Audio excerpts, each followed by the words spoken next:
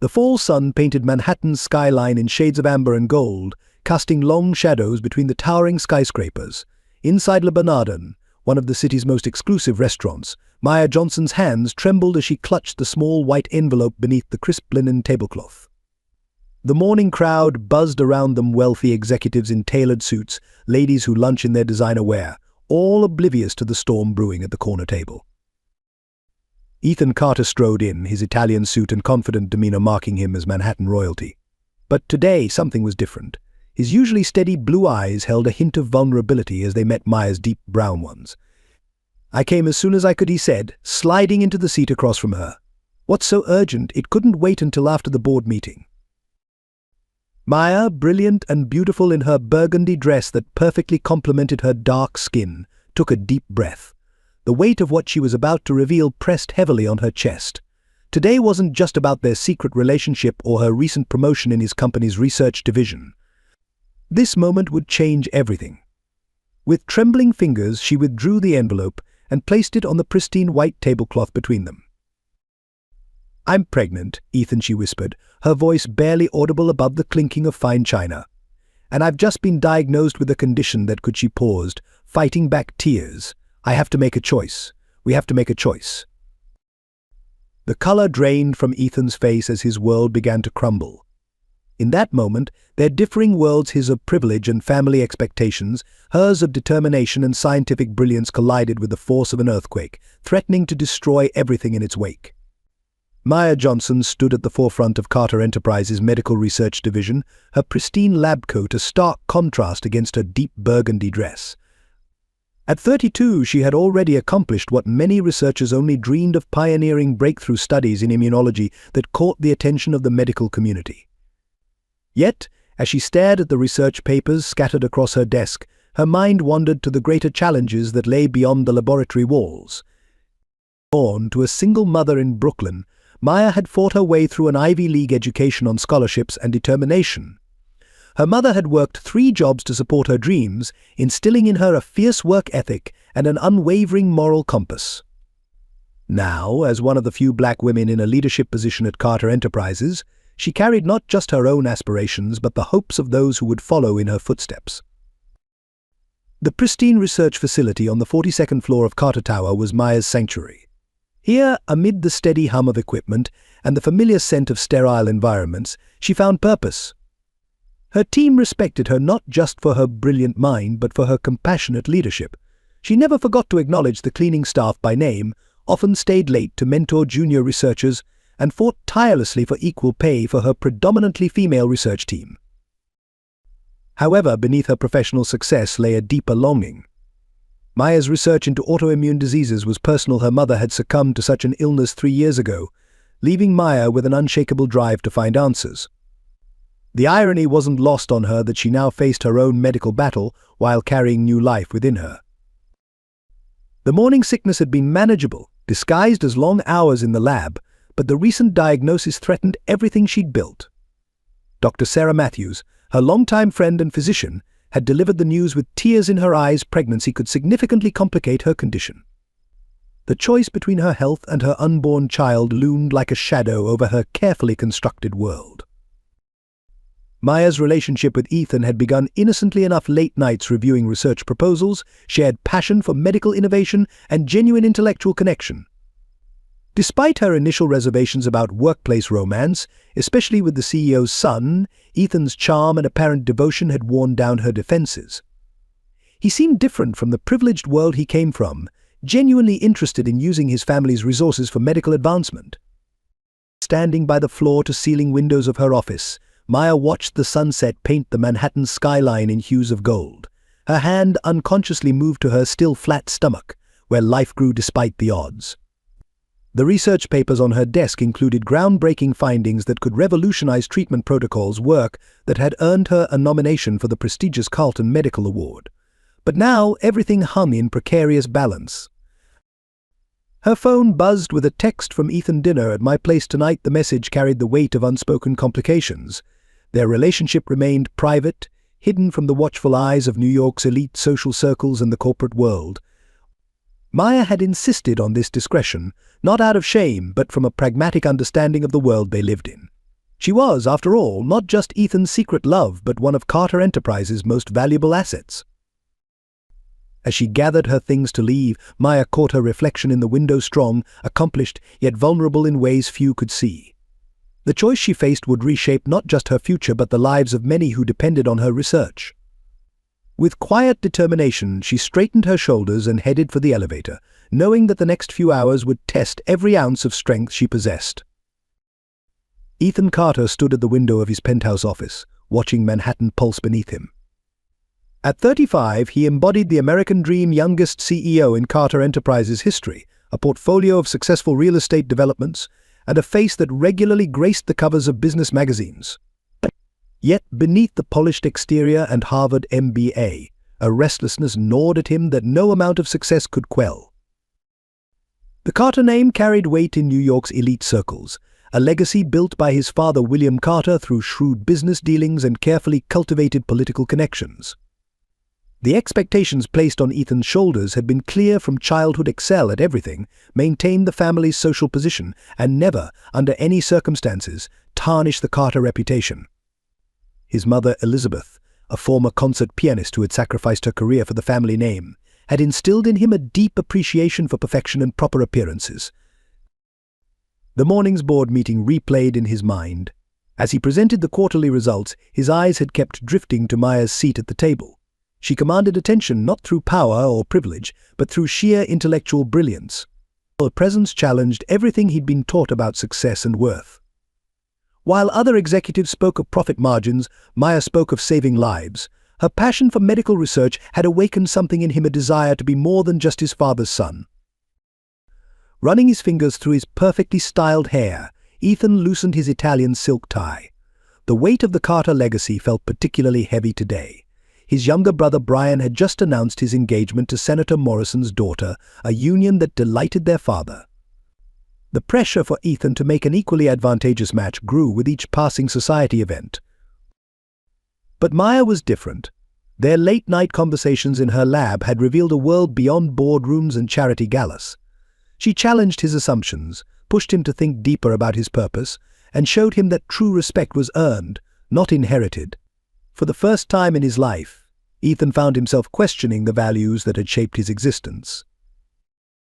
His father's words from their morning meeting echoed in his mind. "Remember, son, we're not just running a business, we're maintaining a dynasty." William Carter's influence extended far beyond the corporate world into New York's political sphere. Any scandal, any deviation from the carefully crafted Carter image could have far-reaching consequences. But Ethan's phone buzzed with another message from his mother about the upcoming charity gala. The list of eligible socialites she wanted him to meet grew longer each week. If she knew about Maya, about their relationship, about the baby. The thought sent a chill down his spine. The Carters had weathered their share of potential scandals, always through his father's particular blend of influence and strategic damage control. Walking to his private bar, Ethan poured himself a glass of scotch, the same brand his father had given him on his first day as CEO.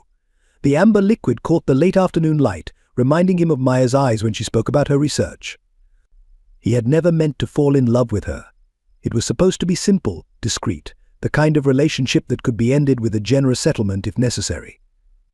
Instead, he found himself falling for her brilliant mind, her unwavering integrity, and her genuine desire to make the world better. Now, with the pregnancy and her medical condition, everything he'd built teetered on the edge of chaos. The choice before him was impossible: his family's legacy, or the woman who had made him question that legacy's worth. Their story began 6 months ago during a late-night budget review meeting. Maya had passionately defended her department's funding needs, presenting compelling data about their research progress. While other executives shifted uncomfortably under her direct approach, Ethan found himself captivated by her unwavering dedication. The meeting ran late, and they ended up sharing a cab through the rain-soaked Manhattan streets. That night, over coffee at a small diner in Greenwich Village, they discovered a connection that transcended their professional roles. Maya initially resisted his subtle advances, well aware of the complications their relationship could bring. "This isn't just about us," she had warned him during their first private dinner at his penthouse. "There are 300 people in my division whose careers could be affected." But Ethan persisted, showing up at her lab with genuine interest in her research, attending medical conferences to understand her work better, and most importantly, treating her as an intellectual equal rather than a conquest. Their romance blossomed in quiet moments stolen between meetings, shared lunches in her office, discreet dinners in out-of-the-way restaurants, weekend escapes to his family's empty beach house in the Hamptons. They were careful, professional, and maintained appropriate boundaries at work. Yet rumors began to circulate among the staff, whispered conversations that fell silent when either of them approached. The workplace dynamics grew increasingly complex. In board meetings, Ethan found himself defending Maya's department with unusual vigor, while she worked twice as hard to prove her achievements were based on merit alone. Their colleagues noticed the tension, the lingering glances, the way they unconsciously gravitated toward each other in group settings, how they seemed to communicate without words during presentations. Rachel, Ethan's assistant, became an unwitting accomplice, managing his schedule to create opportunities for them to meet without arousing suspicion. Even Dr. Matthews, Maya's friend and physician, observed their connection during a charity gala where they maintained a professional distance yet remained acutely aware of each other's presence. What neither of them anticipated was how deeply their relationship would affect their worldviews. Maya began to see beyond her initial prejudices about privilege, recognizing Ethan's genuine desire to make a difference. Meanwhile, Ethan found himself questioning the values he'd been raised with, inspired by Maya's unwavering integrity and commitment to helping others. Their different backgrounds created a rich tapestry of shared experiences. Maya introduced Ethan to community health initiatives in Brooklyn, while he showed her the influence that corporate power could have in effecting systemic change. Together, they dreamed of bridging their worlds using the Carter resources to support meaningful medical research that would help underserved communities. But as their feelings deepened, so did the stakes.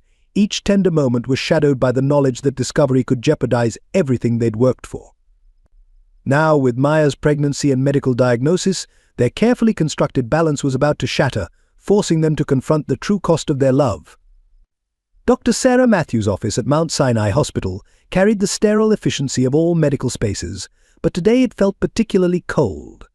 Maya sat rigid in the consultation chair, her fingers gripping the armrests as she processed the words that hung heavy in the air.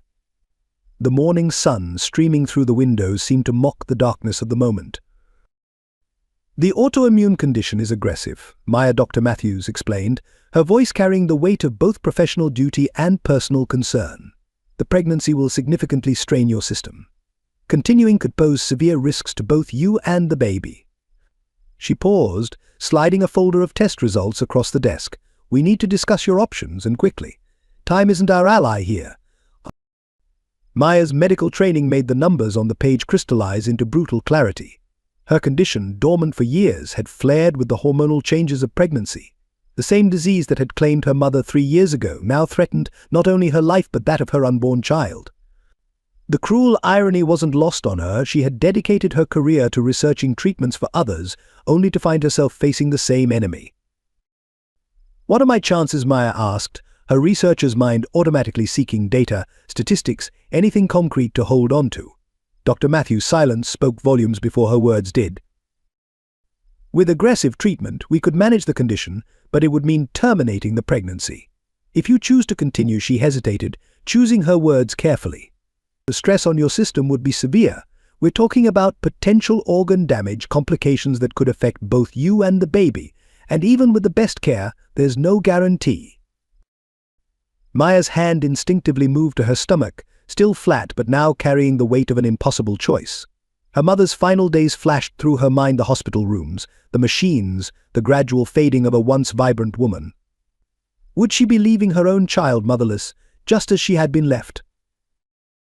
I need time, Maya whispered, her voice barely steady. I need to talk to Ethan. The moment his name left her lips, another layer of complexity settled over the situation. How would he react? Would the threat to her health make him step up, or would it give him the perfect excuse to walk away?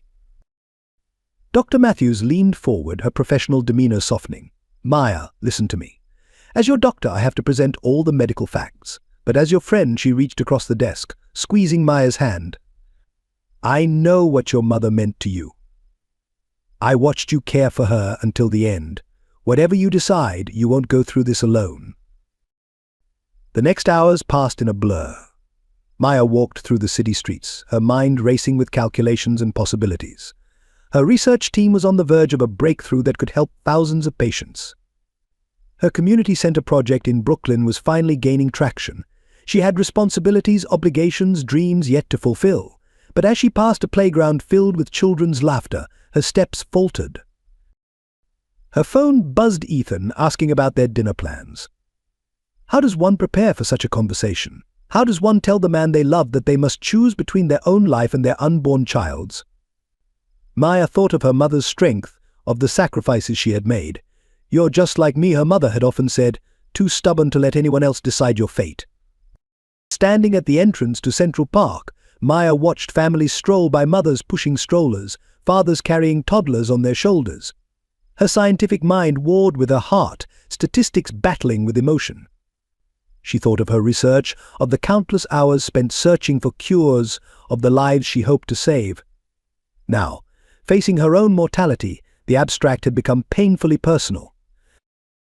With trembling fingers, she typed a response to Ethan: "We need to talk." Le Bernardin, tomorrow morning the decision she would make would alter not just her life, but the lives of everyone connected to her. The weight of it pressed against her chest, making each breath a conscious effort. William Carter's private study at the family's Upper East Side mansion exuded old-world power. Dark mahogany panels lined the walls, and generations of Carter patriarchs stared down from gilt-framed portraits. Ethan stood before his father's desk, feeling like a schoolboy despite his CEO title and 35 years. "The Morrison merger is critical," William declared, sliding a thick folder across the polished desk.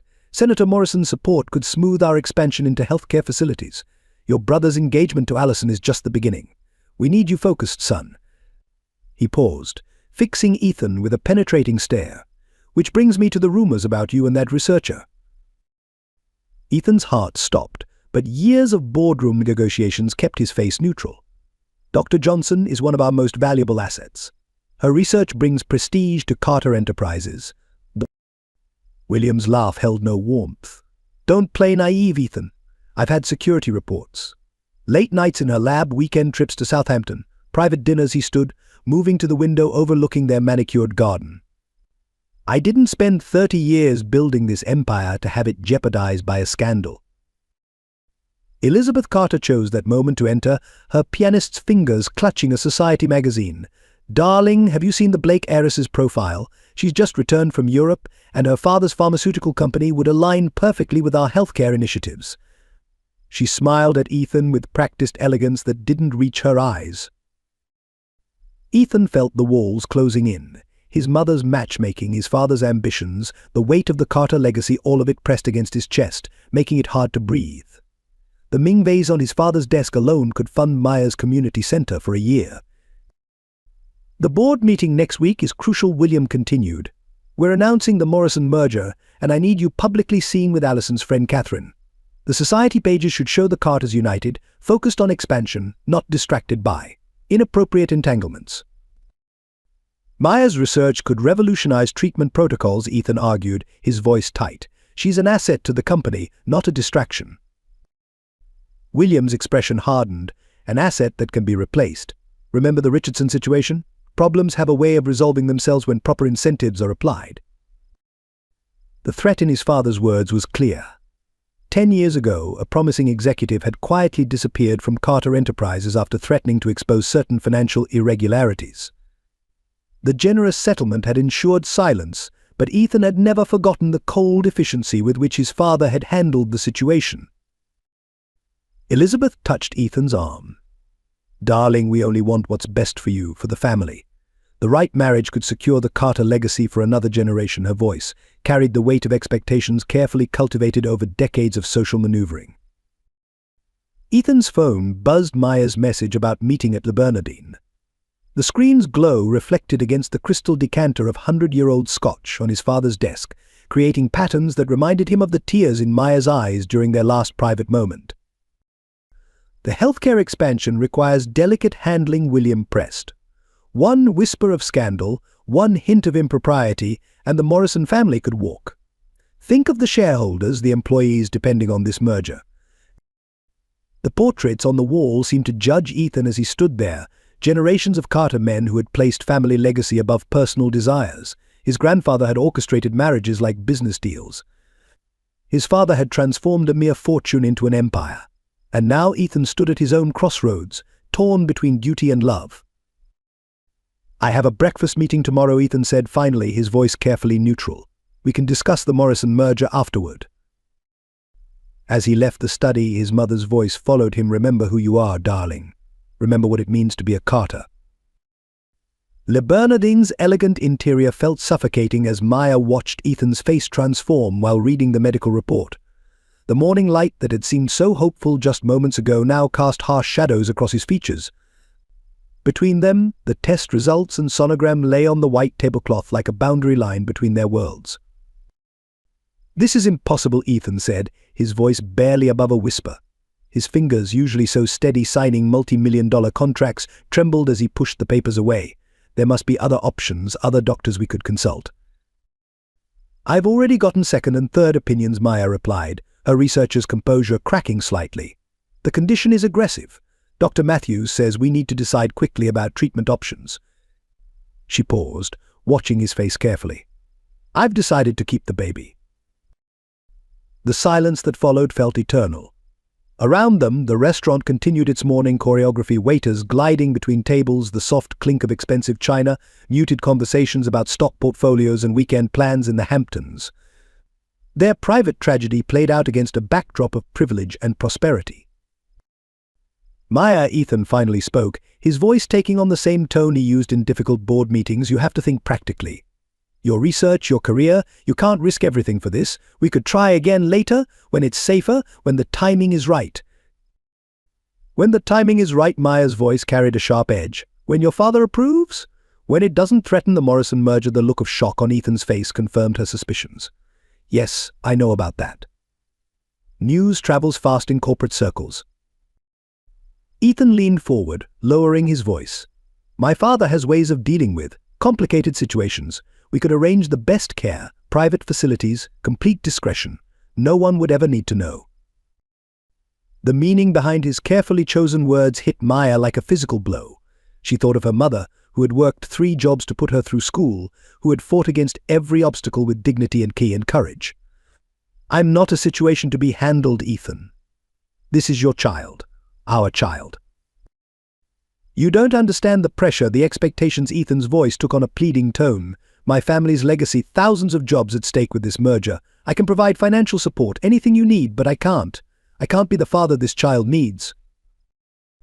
Maya stood slowly, her movements deliberate and controlled despite the earthquake happening inside her. "I understand perfectly, Ethan. I understand that you're choosing your family's reputation over your own child's life, over my life." "Maya, please." Ethan reached for her hand, but she stepped back. "Don't worry about your legacy, Mr. Carter," she said, her voice steady despite the tears threatening to fall. "Your child and I won't tarnish it. We'll survive without your name, your money, or your conscience." She walked out of Le Bernardine with her head high, ignoring the curious glances from the morning crowd. Outside, the Manhattan streets buzzed with their usual energy, indifferent to personal tragedies. As she hailed a taxi, Maya placed one hand protectively over her stomach. "It's just you and me now, little one," she whispered. "But we're stronger than they think." The sterile walls of Mount Sinai Hospital's prenatal unit became Maya's second home as autumn faded into winter. Each weekly checkup marked another small victory in her fight to protect both her life and her unborn child. Dr. Matthews had assembled a team of specialists who monitored her condition with growing concern, their faces betraying the gravity of each new test result. "Your immune system is attacking your own tissues," Dr. Matthews explained during one particularly difficult consultation, pointing to the latest blood work results. "The pregnancy is accelerating the process. We need to adjust your medication again." The increasing dosages left Maya nauseated and exhausted, but she refused to give in. Maya's resignation from Carter Enterprises had been swift and quiet. A brief email to HR cited personal health reasons, and she cleared out her office on a Sunday when the building stood empty. Her research team sent messages of concern and support, but she maintained her distance, protecting them from any fallout. The separation from her life's work felt like another layer of loss, but she channeled her scientific mind into researching her own condition. December brought with it bone-chilling winds and a series of health crises. One particularly frightening episode landed Maya in the emergency room, her body racked with pain as her immune system waged war against itself. Through the haze of medication and monitoring equipment, she heard the doctors discussing emergency procedures. "The baby's heartbeat is strong," a nurse reassured her, adjusting the fetal monitor. "She's a fighter." Just like her mama, Maya clung to those words during the long nights, one hand resting protectively over her growing belly, the other clutching her mother's worn prayer beads. Dr. Matthews spent countless extra hours reviewing treatment options, carefully balancing medications that wouldn't harm the baby while trying to control Maya's deteriorating condition. "I've never seen anyone fight so hard," she admitted one evening, staying late to adjust Maya's treatment plan. "But you need support, Maya. You can't do this alone." The financial strain began to mount as medical bills piled up. Maya's savings, substantial from her years at Carter Enterprises, began to dwindle under the weight of specialist consultations and experimental treatments. She sold her Manhattan apartment, moving to a modest rental in Brooklyn, closer to the hospital and far from the world she'd left behind. During one particularly difficult night, as monitors beeped steadily in the darkness of her hospital room, Maya found herself talking to her unborn child. "Your grandmother would have loved you so much," she whispered, tears sliding silently down her cheeks. "She taught me that real strength isn't in never falling, but in getting back up every time life knocks you down. We're going to get through this together, little one." The pregnancy progressed against all odds, each week marking another small miracle. Maya documented everything meticulously: her symptoms, the baby's development, the effectiveness of various treatments. Her researcher's mind couldn't help but analyze patterns, looking for solutions even as she fought her own battle. By her 6th month, Maya's body showed the toll of her fight. Her once athletic frame had become fragile, her dark skin taking on an ashen tone that worried her doctors. Yet ultrasound images showed a healthy, growing baby, a daughter, they told her, who moved and kicked with surprising vigor. "Your case is unprecedented," Dr. Matthews admitted during a routine checkup. "By all medical indicators, you shouldn't be able to maintain this pregnancy. But somehow, you're doing it," she hesitated before adding, "though the hardest part is still ahead." Maya drew strength from each small victory: a stable blood test, a strong heartbeat on the monitor. Another week survived. She had always understood medicine from a researcher's perspective. Now she lived it from a patient's, and more importantly, a mother's. Every decision, every moment of pain, every sleepless night was endured with a fierce determination that surprised even her doctors. Maya's arrival in Brooklyn Heights marked the beginning of an unexpected chapter in her journey. Her new home, a modest walk-up apartment in a red brick building, sat between a family-owned deli and a community garden. Initially, she kept to herself, but life in Brooklyn had different plans for her solitude. Mrs. Rodriguez, the elderly Puerto Rican woman who ran the deli downstairs, first broke through Maya's isolation. Noticing the pregnant woman struggling with groceries one icy morning, she insisted on having her grandson Tony help. "Family takes care of family," she declared, brooking no argument. From that day forward, a warm bowl of soup would appear at Maya's door every evening, accompanied by motherly instructions to eat for two. The community garden became Maya's sanctuary during her better days. Sarah Chen, a retired nurse who tended the herbs and vegetables, recognized the signs of chronic illness in Maya's careful movements. Without fanfare, she began leaving small packages of healing teas and fresh vegetables at Maya's doorstep. "My mother used these recipes during her chemotherapy," she explained simply when Maya tried to thank her. Word spread quietly through the neighborhood about the pregnant researcher fighting a difficult battle alone. The response was subtle but profound. Rebecca from the second-hand bookstore started setting aside medical journals and pregnancy books she thought might interest Maya. The local pharmacy began delivering her prescriptions without charging delivery fees. Mr. Patterson, a retired high school science teacher, offered to help her organize her medical records and research notes when he noticed her struggling with paperwork at the local cafe. The turning point came during a particularly severe winter storm. A power outage left much of the neighborhood in darkness, and Maya's medical equipment, running on backup batteries, had limited time. Without prompting, the community mobilized. Tony Rodriguez connected his father's generator to Maya's apartment. Neighbors brought blankets, batteries, and hot food. Mrs. Chen kept vigil through the night, monitoring Maya's vitals with professional efficiency. "This isn't charity," Mrs. Rodriguez insisted when Maya tried to pay for the generator fuel. "This is community. When my Carlos was sick, before he passed, this neighborhood carried us. Now we carry you." The local church, though Maya never attended services, added her to their prayer circle. Pastor Williams and his wife coordinated a schedule, ensuring Maya had rides to her medical appointments when she was too weak to take public transportation. The pastor's wife, a former social worker, helped Maya navigate the complexities of medical insurance and disability benefits. During one particularly difficult afternoon, when the weight of her situation felt overwhelming, Maya found herself in the community garden, tears flowing freely. Sarah Chen sat quietly beside her, offering silent companionship. "You know," Sarah finally said, "strength isn't always about fighting alone. Sometimes it's about letting others help carry the load." The neighborhood children, supervised by their parents, began tending the garden plot outside Maya's window, planting flowers that would bloom around her due date. They left small gifts, handmade cards, colorful drawings, origami cranes for luck. Their innocent enthusiasm provided a counterpoint to the clinical severity of her hospital visits. Maya's medical background had taught her about the physiological impacts of stress and isolation on pregnancy. Now she experienced firsthand how community support could be as vital as any medication. Her doctors noted improved vital signs, better stress markers, and more stable readings during weeks when she felt supported by her neighborhood network.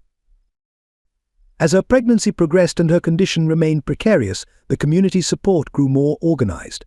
An informal schedule evolved, someone always checked on her daily, meals appeared regularly, and no medical appointment went unaccompanied. In this modest Brooklyn neighborhood, far from the gleaming towers of Manhattan, Maya found something she hadn't even known she needed: a family bound not by blood but by compassion. The March winds howled outside Mount Sinai Hospital as Maya entered her 36th hour of labor. The delivery room buzzed with focused energy as a team of specialists monitored both mother and child with intense concentration. Dr. Matthews hadn't left Maya's side, her presence a steady anchor through each difficult contraction. "Something's wrong," Maya whispered, her medical training recognizing the shift in the medical team's demeanor. The monitors showed her blood pressure climbing dangerously, her compromised immune system struggling under the strain. Dr. Matthews exchanged quick glances with the specialists before making a decisive call. "We need to perform an emergency C-section," she announced, her voice calm but urgent. "Maya, your body is under too much stress. We need to act now." The room transformed instantly, medical staff moving with practiced efficiency as they prepared for surgery. Through the haze of medication and exhaustion, Maya heard Mrs. Rodriguez praying in Spanish by her bedside. Sarah Chen stood at her other side, her nurse's training allowing her to translate the medical jargon for the anxious group of neighbors waiting outside. The community that had carried her through pregnancy now held its collective breath. The operation proceeded with precision, but complications arose. Maya's weakened system began to crash, sending alarms blaring through the surgical suite. As consciousness faded, she heard a sound that pierced through everything else: the strong, defiant cry of a newborn baby. "She's beautiful." Dr. Matthews' voice came through the fog hours later. 5 pounds, 4 ounces, and fighting spirit like her mother. Maya opened her eyes to see her daughter for the first time, tiny but perfect, with a head full of dark curls and surprisingly strong grip. "Zoe," Maya whispered, the name she'd chosen months ago finally belonging to this miraculous being. Zoe Grace Johnson. The name carried meaning: Zoe for life, grace for the unexpected blessings that had carried them through. The following days brought a stream of visitors bearing gifts, meals, and helping hands. The Rodriguez family set up a rotation to ensure Maya never spent a night alone in the hospital. Sarah Chen used her nursing experience to teach Maya how to nurse while managing her medications. The neighborhood children created a handmade mobile for Zoe's crib, filled with colorful paper butterflies representing transformation and hope. Recovery was slow and challenging. Maya's body, depleted from the pregnancy and surgery, required careful monitoring. But Zoe thrived, gaining strength daily, her healthy cries a testament to the miracle of her survival. The medical team marveled at both mother and daughter's resilience. One quiet evening, as Maya rocked Zoe in the hospital's nursery, Dr. Matthews shared surprising news. "Your case is being written up for the medical journals," she said softly. "A successful high-risk pregnancy with your condition, it could help other women facing similar challenges." Maya looked down at her daughter's peaceful face, thinking of the research she'd left behind at Carter Enterprises. Perhaps there was more than one way to contribute to medical knowledge, more than one way to help others facing impossible choices. When they finally returned home to Brooklyn, the neighborhood welcomed them with quiet celebration. Their apartment had been cleaned and prepared, a handmade crib from Mr. Patterson's woodworking hobby waiting in the corner. Above it hung the butterfly mobile, catching the spring sunlight and casting dancing shadows on the walls. 5 years after Zoe's birth, Maya stood before the abandoned community center on Atlantic Avenue, envisioning its potential. The building, a former library with good bones but peeling paint, represented more than just a renovation project. It was the culmination of a dream born during her darkest days in the hospital. The journey had begun modestly, with informal support groups in Mrs. Rodriguez's deli after hours. Maya shared her medical knowledge, helping neighbors understand their diagnoses and navigate the healthcare system. Word spread, and soon the deli couldn't accommodate the growing number of community members seeking guidance. Working from her kitchen table while Zoe slept, Maya developed a comprehensive plan. Her experience as both a researcher and patient provided unique insights into the gaps in healthcare access. She spent countless nights writing grant proposals, leveraging her academic connections and research reputation to secure initial funding. The Brooklyn Heights Neighborhood Association became her first major supporter. Sarah Chen, now serving on their board, championed Maya's vision of a center that would combine medical advocacy, education, and community support. Local medical students began volunteering their time, drawn by Maya's reputation in the research community and her practical approach to healthcare accessibility. Pastor Williams offered his church basement for the first official program's weekly health literacy classes and support groups for chronic illness patients. The success of these initiatives attracted attention from local politicians and healthcare foundations. Maya's presentations, delivered with Zoe often quietly coloring beside her, combined hard data with powerful personal testimony. A breakthrough came when Dr. Matthews connected Maya with the Burton Foundation, a healthcare-focused charitable organization. Their representative visited during a community health fair Maya had organized, witnessing firsthand how she had transformed her medical expertise into practical support for underserved communities. "Your approach is unique," the foundation director observed, watching Maya explain complex medical concepts to elderly residents in simple terms. "You're not just providing services, you're building healthcare advocates." The resulting grant provided enough funding to purchase the abandoned library building. The renovation project became a community effort. Local contractors offered discounted services, architecture students from nearby universities developed plans, and neighbors volunteered weekends to help with basic repairs. Even 5-year-old Zoe contributed, carefully painting colorful murals in what would become the children's waiting area. Maya insisted on incorporating elements that addressed the challenges she had faced as a single mother with chronic illness. The center's design included a supervised children's area, allowing parents to attend medical appointments or support groups without worrying about childcare. A teaching kitchen would offer nutrition classes, while private consultation rooms would provide space for medical advocacy and case management. The most innovative feature was the research translation program.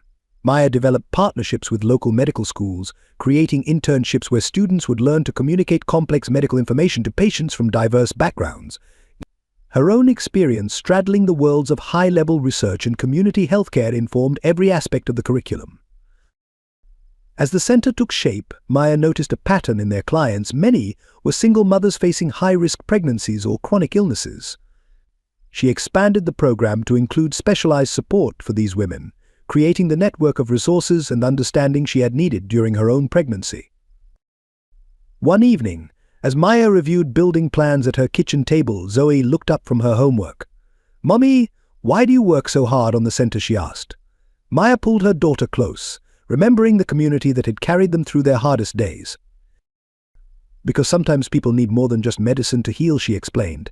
"They need hope, understanding, and someone to stand beside them." Looking at the plans spread before her, Maya saw more than blueprints and programs. She saw a legacy of resilience and community care that would extend far beyond her own story. Ethan Carter's corner office on the 60th floor of Carter Tower offered a panoramic view of Manhattan, but he barely noticed it anymore. The Morrison merger had been finalized 3 years ago, transforming Carter Enterprises into one of the largest healthcare conglomerates in the country. By every measurable metric, he had succeeded, yet the emptiness in his chest grew deeper with each passing day. His marriage to Catherine Morrison, orchestrated by both families with the precision of a corporate merger, had produced the expected society headlines and business advantages. They lived separate lives in their Upper East Side mansion, maintaining appearances at charity galas and board meetings while pursuing their own interests. Catherine understood the arrangement. Her trust fund required marriage, and Ethan's family needed the Morrison connection. William Carter had finally stepped down as CEO, leaving Ethan in complete control of the empire.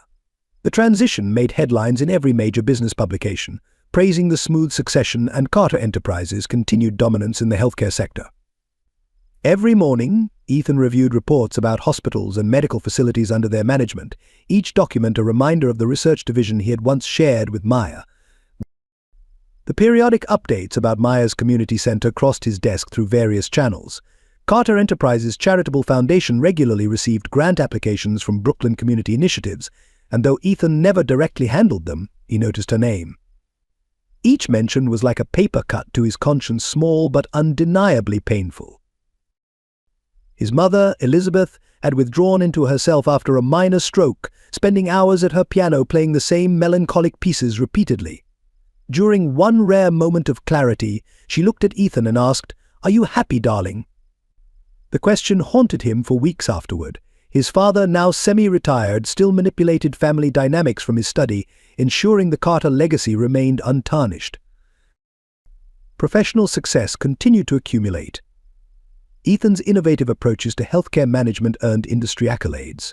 He delivered keynote speeches at medical conferences, discussing efficiency and profit margins in the same facilities where Maya's research might have saved lives. Each achievement felt hollow, each award a weight around his neck. Late at night, in his private office, Ethan sometimes pulled up old research proposals from Maya's department. Her passionate arguments for patient-centered care contrasted sharply with the cost-benefit analyses that now drove Carter Enterprises' decisions. He had chosen his family's legacy over love, stability over courage, and the cost of that choice revealed itself in countless small moments. The birth announcement had reached him through back channels, a healthy girl named Zoe Grace Johnson. He had immediately ordered his security team to establish a trust fund under a different name, ensuring mother and child would never face financial hardship. The money remained untouched, Maya's pride evident in her refusal to accept any connection to the Carter family. During board meetings, Ethan found himself distracted by young female executives who reminded him of Maya, their determination, their intelligence, their unwillingness to compromise on matters of principle. His attempts to mentor them felt like inadequate penance for his past actions.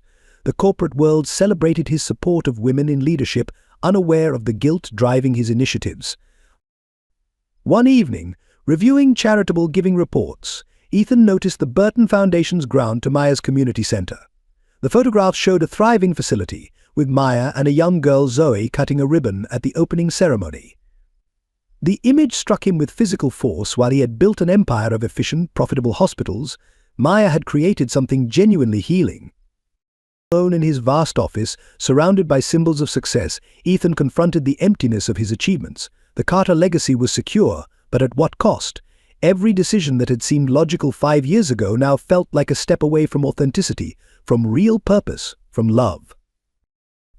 Elizabeth Carter discovered Maya's community center by accident during one of her increasingly frequent wanderings through Brooklyn. After her stroke, her doctors had recommended daily walks, and she often found herself straying far from her usual Upper East Side routes, drawn to the less manicured parts of the city that reminded her of her own humble beginnings, a past she had carefully hidden beneath decades of social refinement. The center's musical program caught her attention first. Through the open windows, she heard children practicing piano, their imperfect melodies stirring memories of her own abandoned artistic dreams. Standing across the street, she watched a young girl with dark curls sitting at the piano, her small fingers moving with natural grace across the keys. Elizabeth returned the following week, this time venturing inside under the pretense of making a donation. She recognized Maya immediately, though Maya didn't know her. The years had added a quiet strength to the younger woman's bearing, different from the corporate confidence Elizabeth remembered from charity galas. The young pianist was Zoe, Elizabeth learned, and watching her play awakened something long dormant in Elizabeth's heart. Before her marriage into the Carter family, she had taught piano to underprivileged children, finding joy in nurturing young talent. Her husband William had deemed such activities unsuitable for a Carter wife.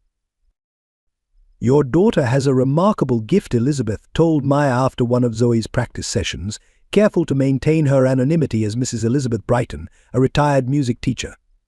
Maya smiled with pride, unaware she was speaking to her daughter's grandmother. "She reminds me of my son when he was young," Elizabeth added softly, remembering Ethan's own musical talents, abandoned in pursuit of corporate success. Over the following months, Elizabeth became a regular visitor, officially as a volunteer piano teacher, but increasingly as a silent guardian of the family she had helped destroy. She watched Zoe grow, noting how the child had inherited Ethan's smile and Maya's determination. Each visit was both a joy and a torture, forcing her to confront the consequences of her family's choices. During one lesson, Zoe played a piece Elizabeth had once performed at Carnegie Hall. "My mom says music is like medicine for the soul," the child remarked innocently. Elizabeth's hands trembled as she adjusted Zoe's finger positioning, remembering how she had once believed the same, before society obligations and family expectations had silenced her own music. Elizabeth began making anonymous donations to the center's music program, each contribution a small act of defiance against William's rigid control of the Carter fortune. She arranged for delivery of a baby grand piano, claiming it was from a foundation supporting arts education. The joy on Zoe's face when she first touched the gleaming keys nearly broke Elizabeth's carefully maintained composure. One afternoon, as Elizabeth was leaving the center, she overheard Maya speaking to a group of single mothers about resilience and second chances. The words struck deep, making her question years of complicity in maintaining the Carter family's facade at the expense of genuine human connections. Elizabeth knew she should confess her identity to Maya, but fear held her back, fear of destroying the precious connection she had built with her granddaughter, fear of confronting her own role in past events, fear of the aftermath such a revelation would bring to both families. Instead, she continued her quiet vigil, finding a measure of redemption in nurturing the musical gift that flowed through 3 generations of Carter women, even if one of them didn't bear the name. The annual education fundraiser at Brooklyn Heights Elementary School drew an unexpectedly prestigious crowd that autumn evening. The auditorium buzzed with parents, teachers, and community leaders gathered to discuss the upcoming year's initiatives. Maya, now serving on the school board, prepared to present her proposal for integrating healthcare education into the curriculum. The familiar routine of setting up her presentation was interrupted by a ripple of whispers through the crowd. Maya looked up to see Ethan Carter stepping into the auditorium, his expensive suit conspicuous among the casual attire of other attendees. Their eyes met across the room, 5 years of unspoken words hanging in the space between them. Ethan had received the invitation through his company's charitable foundation, which regularly supported educational initiatives. He hadn't known Maya would be there, though perhaps subconsciously he had hoped. The sight of her at the podium, confident and composed, made his rehearsed professional demeanor falter. "Our next presenter is MS. Maya Johnson," the principal announced, discussing the integration of health literacy programs into our elementary curriculum. Maya stepped forward, her voice steady as she began her presentation. The years of advocacy work had honed her public speaking skills, but she felt Ethan's presence like a physical weight. The presentation outlined a comprehensive program combining basic medical knowledge with practical health management skills. Maya shared statistics about childhood health disparities and the impact of early education. Throughout her speech, she noticed Ethan taking detailed notes, his CEO habits apparently unchanged. During the question and answer session, Ethan raised his hand. The room fell silent, many recognizing the famous business leader, MS Johnson. He began, his voice carefully professional. "Your proposal mentions the need for corporate partnerships. How do you envision these relationships benefiting the students?" Maya met his gaze steadily. "We believe children deserve access to quality healthcare information regardless of their economic background," she responded, years of unspoken challenge in her words. "Corporate partners must commit to putting community needs before profit margins." The tension in their exchange wasn't lost on the audience. After the formal presentation, as parents and teachers mingled over coffee and cookies, Maya found herself cornered by Ethan near the display of student artwork. A bright, colorful drawing caught his attention, the artist's name reading Zoe Johnson. "She has talent," Ethan said softly, his eyes fixed on the artwork.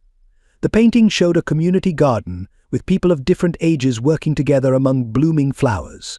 Maya noticed his hands trembling slightly as he studied the signature. "She does," Maya acknowledged, her professional mask slipping slightly.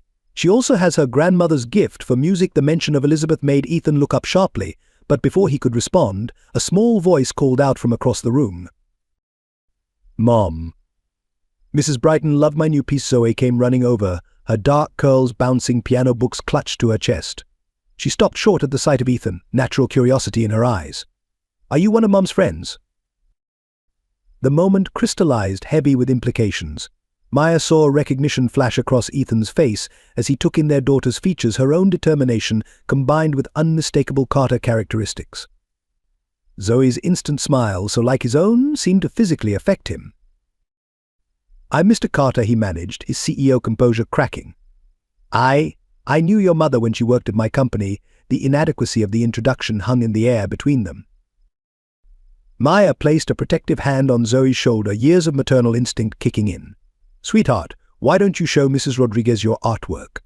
"She's been waiting to see it." Zoe nodded, throwing one last curious glance at Ethan before skipping away. The weeks following the school fundraiser brought subtle but significant changes to Zoe's daily conversations.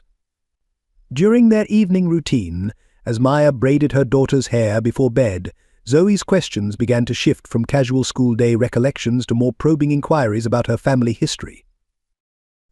"Mom, why doesn't my last name match Mrs. Brighton's students?" Zoe asked one evening, referencing her piano teacher's other private pupils. "Everyone else has two last names from their mom and dad." Maya's hands stilled momentarily in Zoe's dark curls, her heart constricting at the innocent observation.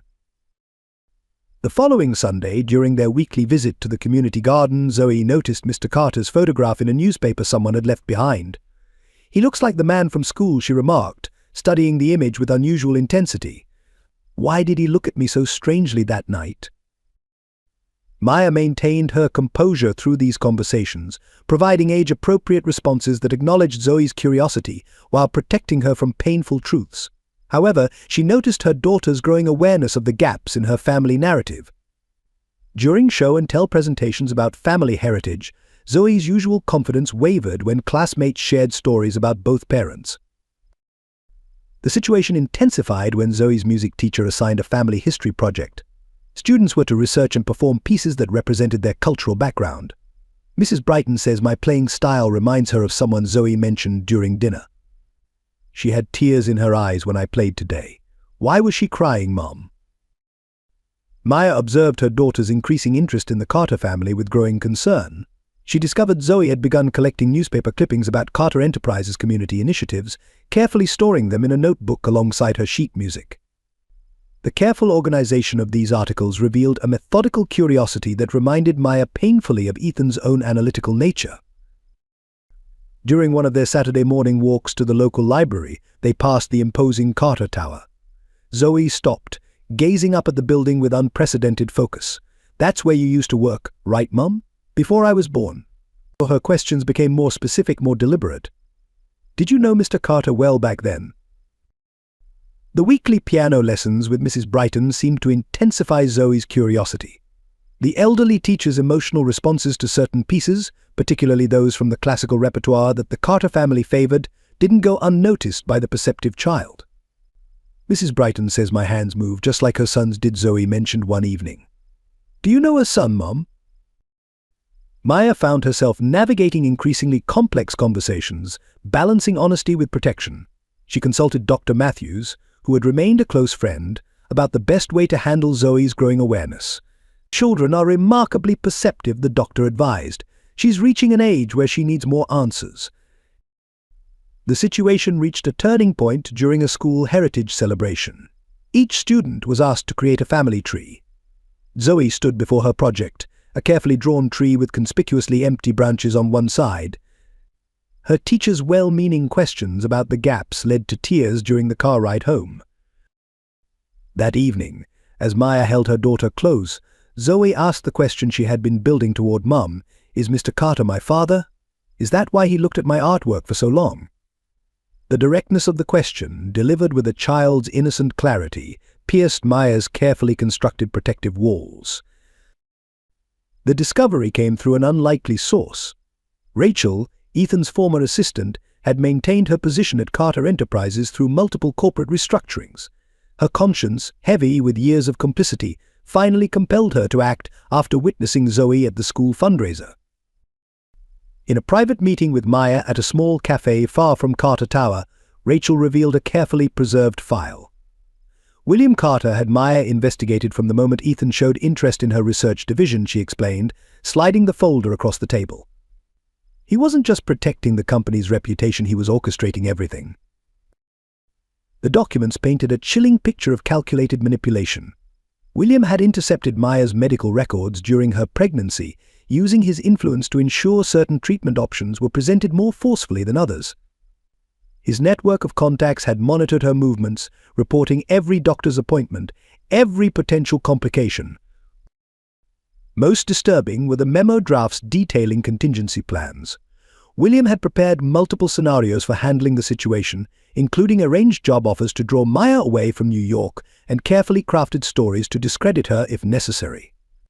The Morrison merger had merely been a convenient tool in his larger strategy. "The morning Ethan left you at Le Bernardin," Rachel continued, her voice tight with suppressed emotion. "William had already arranged the entire scene. He made sure Ethan received certain financial reports just before your meeting, documents suggesting the company's healthcare division would collapse without the Morrison partnership." Maya read through the papers with growing horror, recognizing how William Carter had manipulated both her and Ethan, playing on their individual vulnerabilities. Her professional reputation, her medical condition, even her mother's past, everything had been weaponized in his campaign to separate them.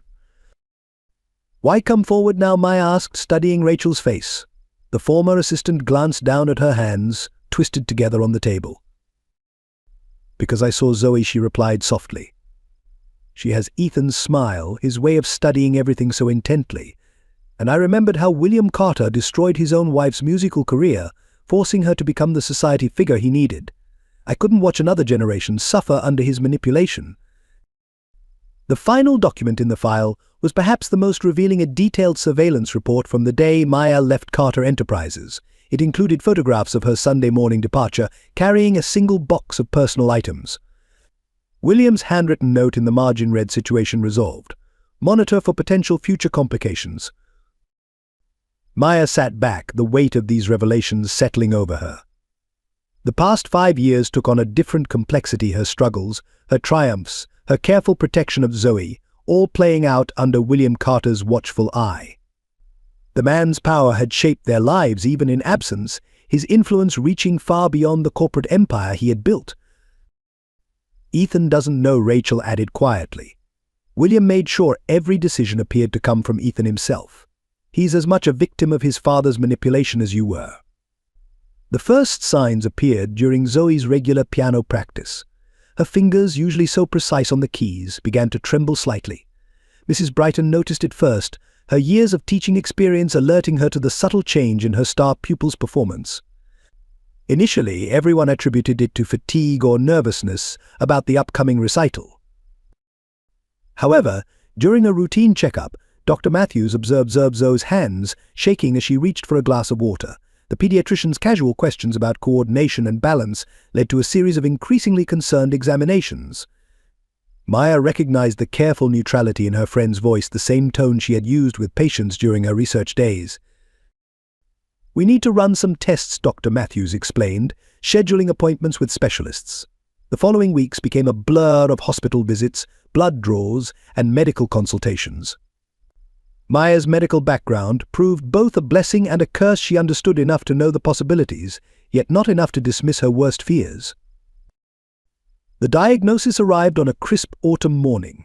Maya sat in a consultation room at Mount Sinai Hospital, the same hospital where Zoe had been born, holding her daughter's hand as the neurologist explained.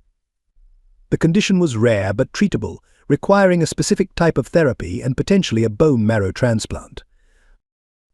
The best matches usually come from immediate family members, the specialist explained, glancing meaningfully at Maya, particularly parents. The implication hung heavy in the air. Maya's own medical history made her an unsuitable donor, leaving only one possible option. That evening, as Zoe slept peacefully in her hospital bed, Maya stood by the window, watching the city lights blur through her tears. The community had already begun rallying Mrs. Rodriguez organizing meal deliveries, Sarah Chen accompanying them to appointments, the center's staff adjusting schedules to cover Maya's responsibilities. Mrs. Brighton appeared at the hospital the next morning, her usual composed demeanor showing signs of strain. She placed a gentle hand on Maya's shoulder, their shared concern for Zoe creating a bridge across unspoken truths. "There are treatments," she said softly, "specialists I know from my years in the music community. Let me help." The medical costs mounted quickly, despite insurance coverage. The recommended treatment protocol included experimental therapies not fully covered by standard plans. Maya found herself facing the same healthcare barriers she had fought against at her community center, now from the devastating perspective of a mother watching her child suffer.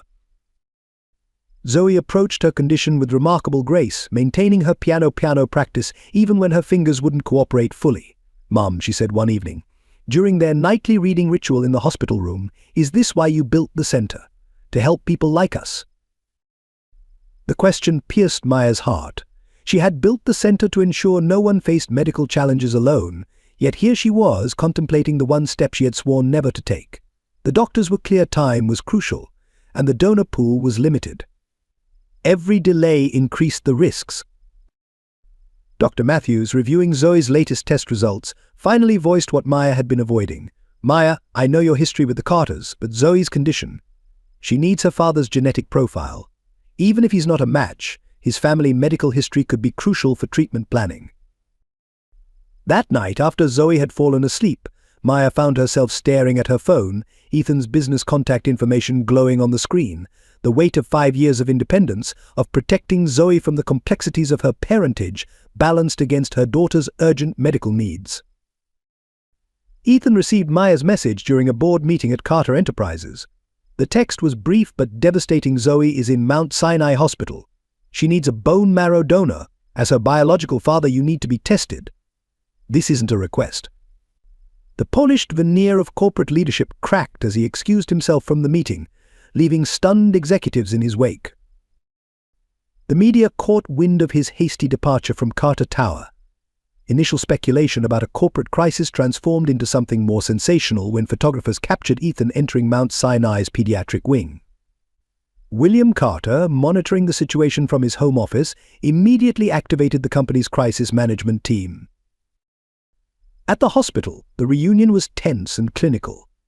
Dr. Matthews supervised the initial consultation, maintaining professional detachment as she explained Zoe's condition and the necessary medical procedures.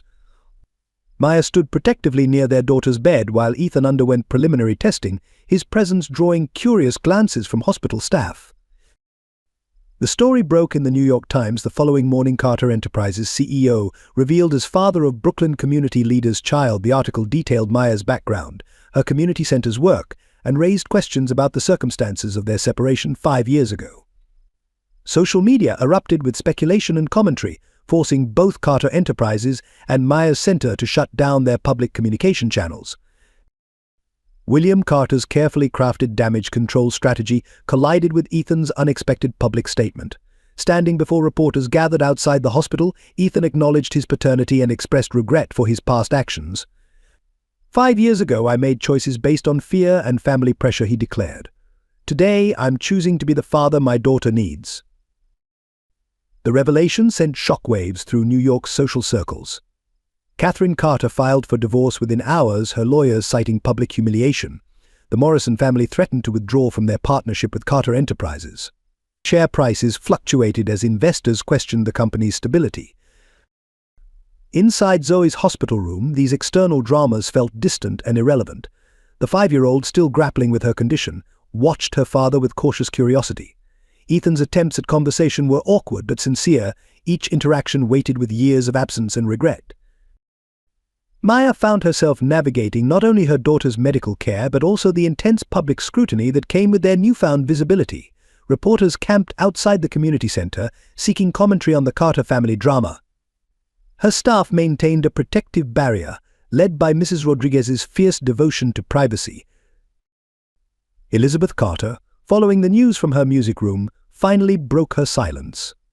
She arrived at the hospital unannounced, no longer hiding behind her Mrs. Brighton persona. The moment she entered Zoe's room, her carefully maintained facade crumbled. "I should have been braver," she whispered, embracing her granddaughter. "We all should have been braver." The public narrative shifted as more details emerged. Stories of Maya's work in healthcare advocacy garnered support from progressive circles. Medical professionals praised her community center's innovative programs. Even some business publications began questioning the corporate culture that had pressured a young executive to abandon his child. William Carter made one attempt to visit the hospital, intending to manage the situation personally. He found his path blocked by Dr. Matthews and a united front of hospital staff, many of whom had worked with Maya over the years. His influence, once seemingly limitless, stopped at the hospital doors. The Brooklyn Heights community's response to William Carter's attempted interference proved swift and resolute. When word spread that Carter Enterprises had quietly approached several center board members with financial incentives to distance themselves from Maya, the neighborhood mobilized with remarkable efficiency. Mrs. Rodriguez transformed her deli into an impromptu command center, coordinating support efforts and managing media communications. Local business owners, many of whom had benefited from the center's healthcare advocacy programs, formed a protective network around Maya and Zoe. They consistently declined interviews from reporters seeking sensational angles on the Carter family drama. Sarah Chen leveraged her connections in the medical community to ensure Zoe's treatment remained purely focused on medical necessity, free from external pressures. When Carter Enterprises attempted to transfer Zoe to their flagship private hospital, Dr. Matthews and her colleagues presented a united front, documenting the medical risks of interrupting established treatment protocols. The community center's staff organized a comprehensive response to William Carter's corporate maneuvering. They compiled extensive documentation of the center's impact on local healthcare access, creating a narrative that resonated with media outlets more powerfully than the Carter family's carefully crafted press releases. Stories emerged of lives transformed through the center's programs, each one a testament to Maya's vision and leadership. Local political representatives, many of whom had long supported the center's initiatives, began questioning Carter Enterprises' healthcare policies more broadly. The contrast between the corporation's profit-driven approach and the center's community-focused model became a focal point of public discourse around healthcare accessibility. Elizabeth Carter's public support for Maya and Zoe proved particularly significant. Her presence at community meetings, still carrying the quiet dignity of her Mrs. Brighton persona, undermined William's attempts to dismiss the situation as a minor scandal. Her first-hand accounts of Zoe's musical talent and Maya's dedication resonated deeply with those who had witnessed the Carter family's influence in New York society. Pastor Williams organized interfaith gatherings, transforming potential controversy into conversations about community responsibility and moral leadership. The diverse coalition of religious and community leaders presented a stark contrast to the corporate uniformity of Carter Enterprises' approach. When William Carter attempted to pressure local banks to review the center's loans, neighborhood business owners established an emergency fund to ensure financial stability. The spontaneous display of solidarity demonstrated how deeply Maya's work had transformed the community from a collection of individuals into a cohesive support network. The Brooklyn Heights Neighborhood Association formally recognized Maya's contributions with their annual Community Leadership Award, specifically citing her grace under pressure and unwavering commitment to healthcare accessibility. The ceremony, attended by local officials and community members, sent a clear message about the neighborhood's priorities and values. Ethan Carter's resignation as CEO of Carter Enterprises came during an emergency board meeting. His announcement met with stunned silence. The carefully prepared statement detailed his immediate departure and the surrender of his controlling shares to an independent healthcare trust. William Carter, watching from the head of the table, saw decades of carefully laid plans crumble. The decision had crystallized during a late-night conversation with Dr. Matthews about Zoe's treatment options. "Your daughter needs more than your bone marrow," she had said bluntly. "She needs to know her father chose her over everything else." The truth of those words resonated with something long buried under years of corporate success. In his formal resignation letter, Ethan acknowledged the ethical compromises that had characterized his leadership. He detailed specific instances where profit margins had been prioritized over patient care, including decisions that had directly impacted communities like the one that had embraced Maya and Zoe. The document, leaked to major news outlets, sent shockwaves through the healthcare industry. The financial implications were immediate and severe. Ethan's divorce settlement with Catherine had already significantly impacted his personal wealth. Now, by surrendering his Carter Enterprises shares and establishing them as an independent healthcare trust, he effectively removed himself from the family fortune. William's attempts to block the transfer were thwarted by Ethan's meticulous legal preparation. Moving out of his Manhattan penthouse, Ethan took a modest apartment in Brooklyn Heights, walking distance from the community center. His arrival in the neighborhood was met with cautious observation.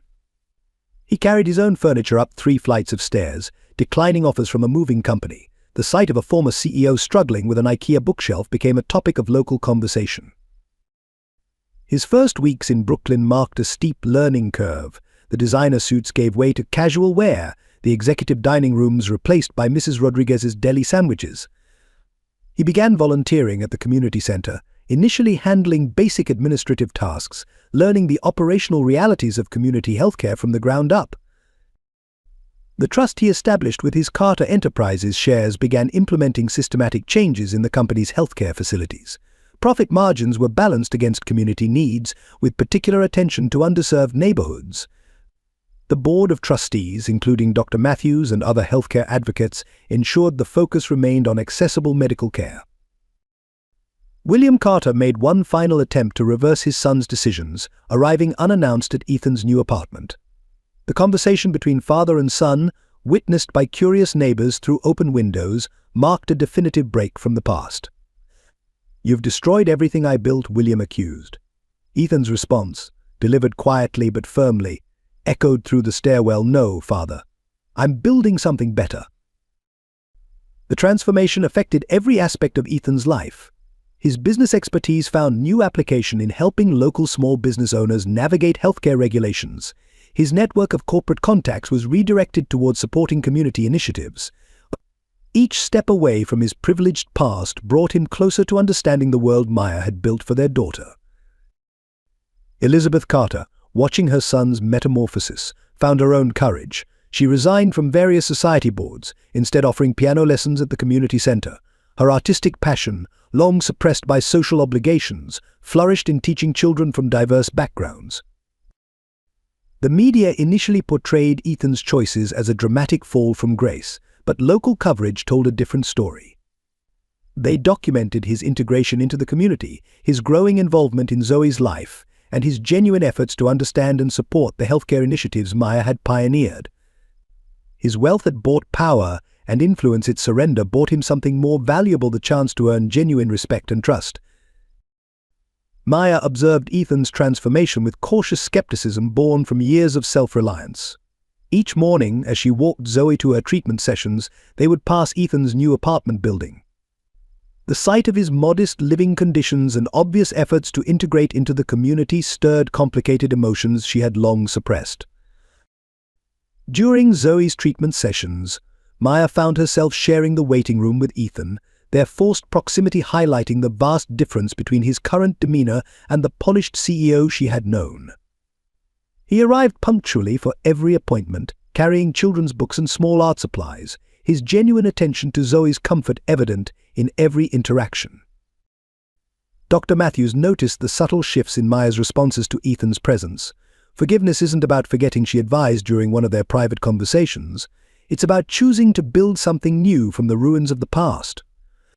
The wisdom resonated with Maya, though her practical nature demanded more than philosophical comfort. The revelation of William Carter's manipulation had provided context but not excuses. Maya struggled to reconcile her understanding of the orchestrated separation with the pain of those 5 years raising Zoe alone. The community center's success, built from that pain, stood as a testament to her resilience, but also as a reminder of what their family might have been. Watching Ethan interact with their daughter revealed another dimension of loss. Zoe's immediate connection with her father, their shared mannerisms and intellectual curiosity, highlighted the genetic heritage Maya had tried to minimize. Each small discovery, Zoe's analytical approach to music, her thoughtful questions, her quiet determination now carried echoes of both parents. Elizabeth Carter's dual role as Mrs. Brighton added another layer of complexity. The piano teacher's genuine love for Zoe had been real, even if her identity had been concealed. Maya found herself re-evaluating years of interactions, recognizing the older woman's attempts to protect and nurture her granddaughter within the constraints of her own fears. The community's acceptance of Ethan challenged Maya's maintained distance. Mrs. Rodriguez, usually her staunchest defender, began including him in neighborhood gatherings. Sarah Chen praised his dedication to learning healthcare advocacy from the ground up. Even Pastor Williams noted the authenticity of his transformation during community meetings. One evening, reviewing the center's expanded programs made possible by the healthcare trust Ethan had established, Maya confronted her conflicting emotions. The funds came without strings or corporate oversight, truly serving community needs. But Ethan's financial sacrifice had effectively dismantled the power structure that had once separated them. Their first real conversation about the past occurred late one night at the hospital. After a particularly challenging day of Zoe's treatments, Ethan's quiet admission of his failures, free from excuses or expectations, resonated with unexpected authenticity. "I'm not asking for forgiveness," he said simply. "I'm asking for the chance to earn trust." Maya found herself sharing the struggles of those early years, the medical complications, the financial pressures, the emotional isolation. Ethan listened without interruption, his composed corporate mask completely gone, replaced by genuine grief for the challenges they had faced separately. The process of forgiveness, Maya discovered, wasn't a single moment of acceptance, but a series of small recognitions. It appeared in Ethan's patient assistance with grant proposals, his quiet support during difficult medical decisions, his willingness to learn from the community he had once viewed from the distance of privilege. The press conference at Carter Enterprises headquarters marked an unprecedented moment in corporate history. William Carter, impeccably dressed as always, faced a room full of journalists, his usual commanding presence diminished by recent events. The leaked documents detailing his manipulation of Maya and Ethan's separation had created a crisis that even his extensive network couldn't contain. "I stand before you today not as the chairman of Carter Enterprises, but as a father who lost his way in the pursuit of legacy," William began, his prepared statement abandoned in favor of unexpected candor.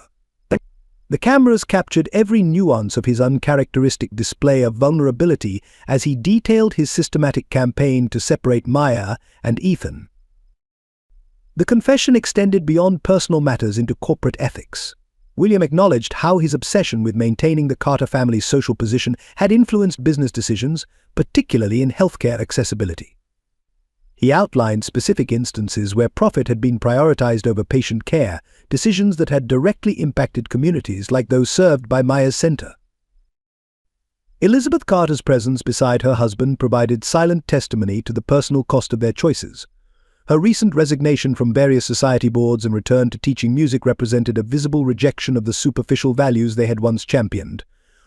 The society columns that had once celebrated the Carters' influence now documented their public reckoning. The impact of William's confession reverberated through New York's business community. Major shareholders demanded accountability, leading to his immediate resignation from all corporate positions. The board of directors, under pressure from the healthcare trust Ethan had established, implemented comprehensive ethical reforms. During the question and answer session, a reporter asked about William's relationship with his granddaughter. His response, uncharacteristically emotional, revealed the full measure of his transformation. "I've spent decades building an empire that could have been used to help people like my granddaughter. Instead, I created barriers between families, between communities, between healthcare and those who need it most." The financial press focused on the corporate implications, but local coverage emphasized the human element. Brooklyn community leaders, who had long dealt with the effects of Carter Enterprises' policies, found themselves reassessing decades of antagonism. The confession opened possibilities for genuine dialogue about corporate responsibility and community health care. William's final act as chairman was to establish a substantial endowment for Myers Community Center, with the explicit acknowledgement that it represented restitution rather than charity. The funds came with no conditions, no corporate oversight, and no Carter family involvement in their distribution. In the days following the confession, William was seen visiting Mount Sinai Hospital, not as a corporate titan arranging private care, but as a grandfather in the public waiting room, learning to navigate the healthcare system his policies had helped create. The sight of him sitting alongside other families stripped of privilege and power perhaps represented the most profound aspect of his public redemption. The process of building a new family dynamic began in the quiet moments between Zoe's treatments. Maya established clear boundaries, creating a structured schedule for Ethan's involvement that prioritized their daughter's stability. The hospital playroom became their neutral territory, where they learned to navigate co-parenting amid medical consultations and therapy sessions. Ethan's commitment manifested in consistent, meaningful ways.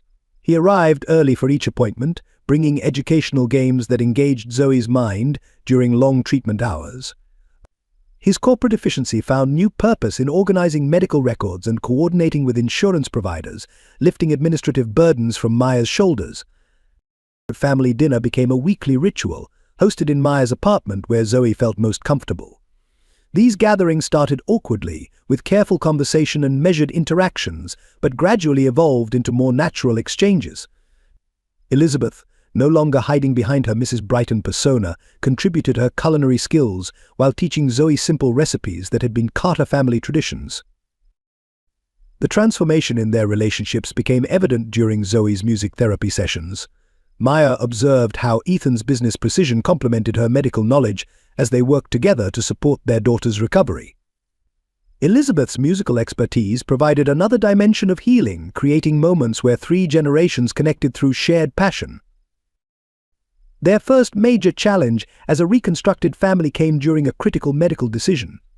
The doctors presented alternative treatment protocols, each with different risks and benefits. Instead of the previous tension that might have divided them, Maya and Ethan approached the decision collaboratively. They spent hours reviewing research, consulting specialists, and most importantly, listening to each other's perspectives. William Carter's involvement evolved more cautiously. His initial visits to the hospital remained brief and formal, but Zoe's natural warmth gradually softened his corporate exterior. During one particularly difficult treatment session, he surprised everyone by arriving with a collection of old photographs, sharing stories of Ethan's childhood that revealed a more human side of the Carter family history. The community center became an unexpected catalyst for family healing. Ethan's volunteer work brought him into Maya's professional world, where he witnessed firsthand the impact of her healthcare initiatives. His genuine interest in understanding and supporting her vision helped bridge the gap between their past and present selves.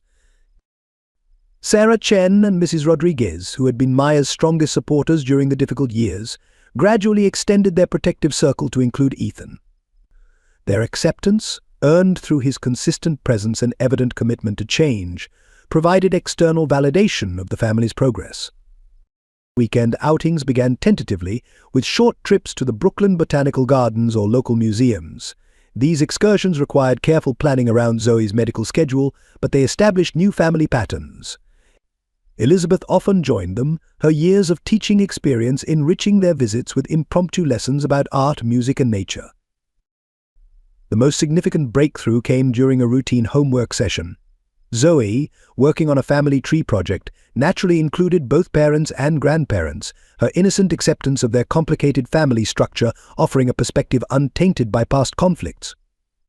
The completed project hung in Maya's living room, a visual representation of their evolving family narrative.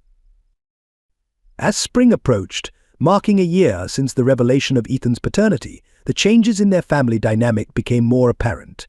Communication had evolved from careful politeness to genuine dialogue.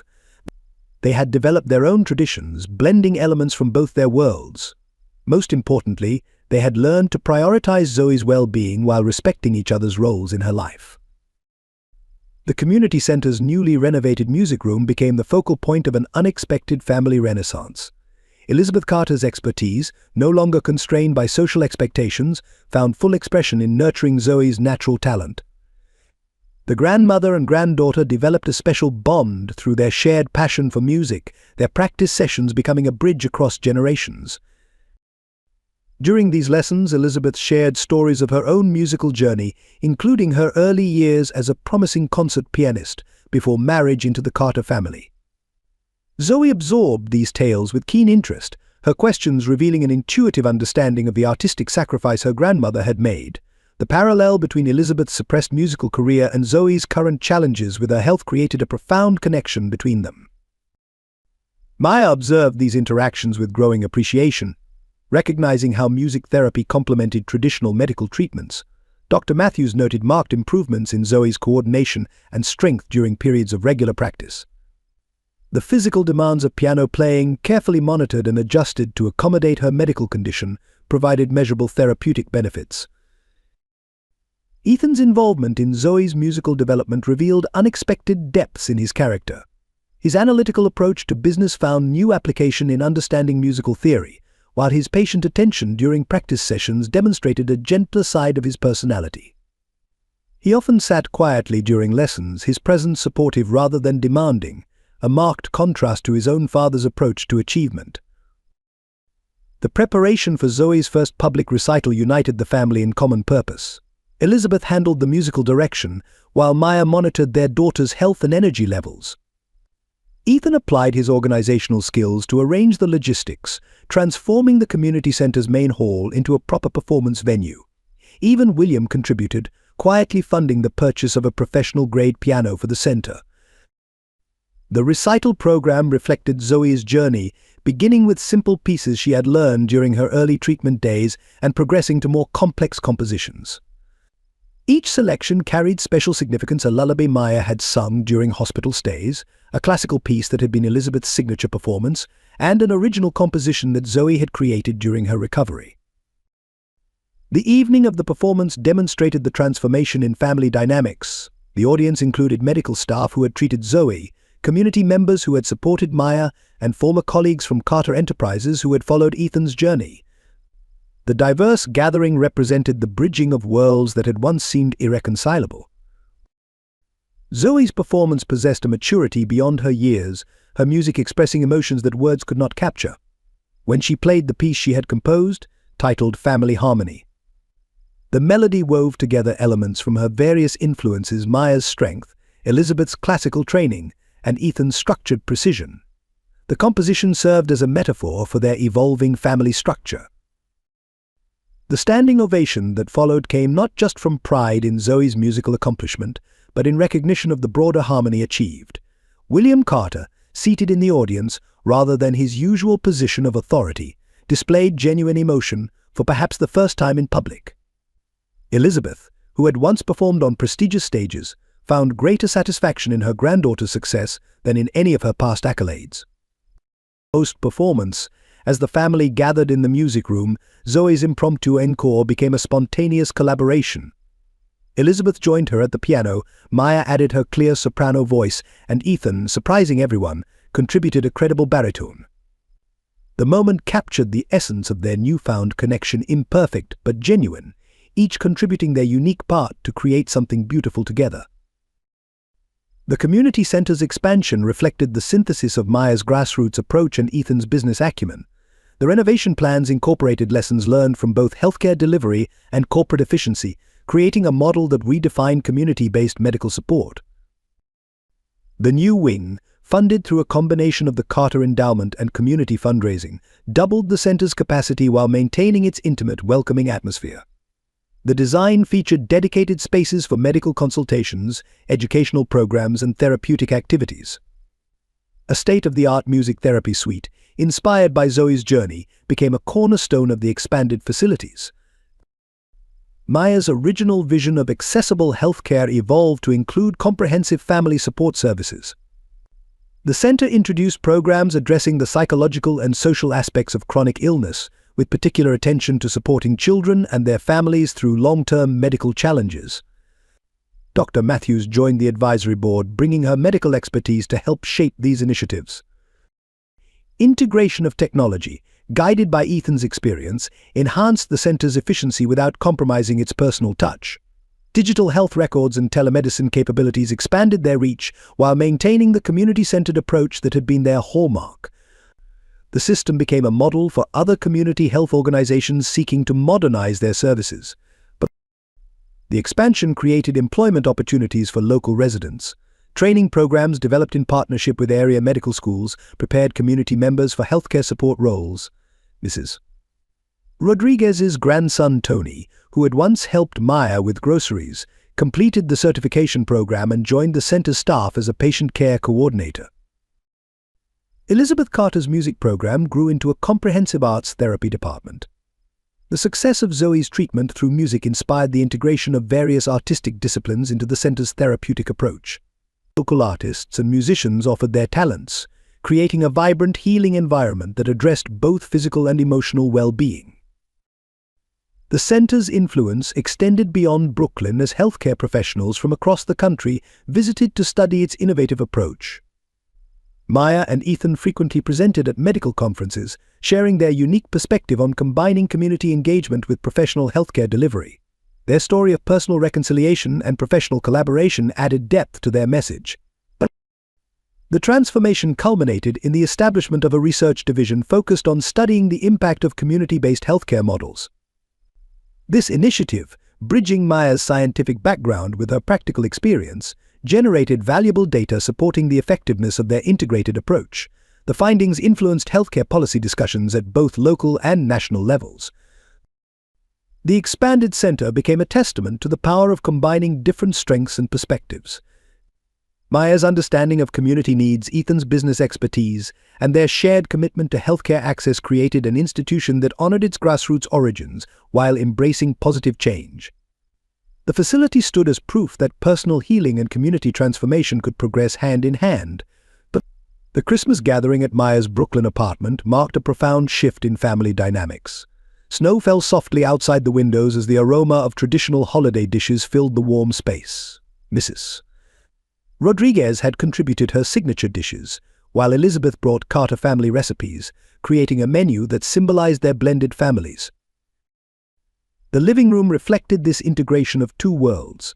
A carefully decorated Christmas tree stood in one corner, its ornaments telling the story of their journey. Handmade decorations from Zoe's hospital stays hung alongside antique Carter family heirlooms. Beneath the tree, presents were arranged with both practical consideration for Zoe's ongoing recovery and celebration of her artistic achievements. Maya observed the gathering with quiet satisfaction. Dr. Matthews had cleared Zoe for increased activity, and the child moved between family members with growing strength, sharing her latest musical compositions.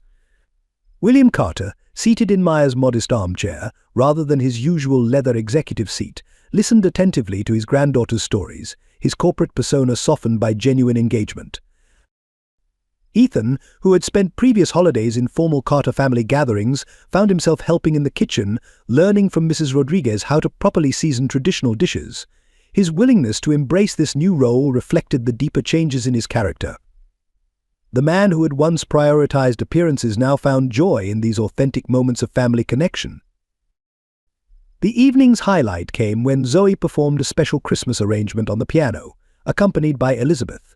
The piece incorporated elements of classical carols and contemporary melodies, bridging generations and traditions.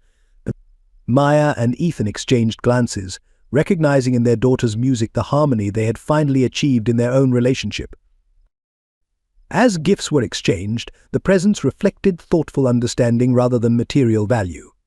William's gift to Zoe, his late wife's sheet music collection, carefully preserved for decades, demonstrated particular significance. The gesture acknowledged both his granddaughter's talent and his own journey toward recognizing true family values. The Johnson Carter Foundation emerged as a natural evolution of Maya's community work, formally launching in the spring following that transformative Christmas. The Foundation's mission specifically addressed the challenges faced by single mothers navigating serious medical conditions, drawing directly from Maya's personal experience and professional insights. Initial funding came through a collaborative effort between the Carter Family Trust and community donors, establishing a sustainable model that balanced institutional support with grassroots involvement. The foundation operated independently from both Carter Enterprises and the Community Center, though it maintained strong partnerships with both organizations. The foundation's flagship program, named Grace Notes in honor of Zoe's middle name, provided comprehensive support for single mothers facing critical health challenges. The program's structure reflected Maya's understanding of the interconnected nature of medical, financial, and emotional support needed during health crises. Services included medical advocacy, childcare assistance, and career development opportunities. Ethan's contribution to the foundation went beyond financial support. His experience in corporate restructuring proved valuable in developing efficient operational systems that maximized the impact of available resources. The foundation's administrative model became a case study in effective non-profit management, combining professional expertise with compassionate service delivery. Dr. Matthews served as the foundation's medical director, implementing protocols that ensured recipients received coordinated care across multiple healthcare providers. The foundation's advocacy program helped navigate insurance systems and medical bureaucracy, addressing barriers Maya had encountered during her own journey. The foundation's board of directors reflected its inclusive approach. Community representatives served alongside healthcare professionals and business leaders, ensuring decisions remained grounded in practical needs while leveraging professional expertise. Mrs. Rodriguez, who had supported Maya through her early struggles, chaired the Community Advisory Committee. Within its first year, the foundation established partnerships with major medical centers across New York City, creating a network of support for single mothers facing health crises. The program's success attracted attention from healthcare policymakers, leading to discussions about expanding the model to other cities. 1 year after the Johnson Carter Foundation's launch, Carnegie Hall's Intimate Well Recital Hall hosted a special performance marking multiple milestones. Zoe, now fully recovered, took center stage for her first professional venue recital, her progress symbolizing both personal and family healing. The program began with Zoe performing an original composition titled Family Harmony: A Journey Home, which chronicled her family's path from separation to reunion. The piece incorporated themes from Elizabeth's classical repertoire, echoes of Maya's lullabies, and structural elements reflecting Ethan's influence, creating a musical narrative of their reconciliation. The audience represented every aspect of their journey: medical staff who had overseen Zoe's treatment, community members who had supported Maya, business leaders who had witnessed Ethan's transformation, and families helped by the foundation. Dr. Matthews sat beside Mrs. Rodriguez, their unlikely friendship a testament to the bridges built over the years. William and Elizabeth Carter, seated in the front row rather than their customary private box, displayed visible emotion as their granddaughter performed. Elizabeth, who had once graced this same stage as a young pianist, found deeper joy in witnessing Zoe's artistic expression than in any of her own past performances. Maya and Ethan watched from opposite sides of the stage, their co-parenting journey reflected in their balanced support of their daughter's achievement. The moment represented more than musical accomplishment; it celebrated the triumph of compassion over ambition, community over status, and love over fear. As Zoe took her final bow, her radiant smile captured the essence of their collective journey, a reminder that healing, like music, requires harmony between different elements to create something beautiful and enduring. What do you think about Maya and Ethan's journey? Their story raises important questions about forgiveness, redemption, and the true meaning of family. Have you ever faced a situation where you had to choose between family expectations and following your heart? Share your thoughts in the comments below. We'd love to hear your perspective on whether Ethan deserved a second chance, and if Maya made the right choices along the way. If you want to experience more meaningful stories that explore complex human relationships and important life lessons, don't forget to subscribe to our channel and turn on notifications. We're committed to bringing you carefully crafted narratives that touch hearts and inspire reflection. This story carries powerful messages about resilience, forgiveness, and the transformative power of love. If you found value in these themes, consider sharing it with friends and family who might benefit from its insights. Every share helps spread these meaningful messages to those who need them most. Together we can build a community that celebrates stories of hope, redemption, and the courage to choose what's right over what's expected.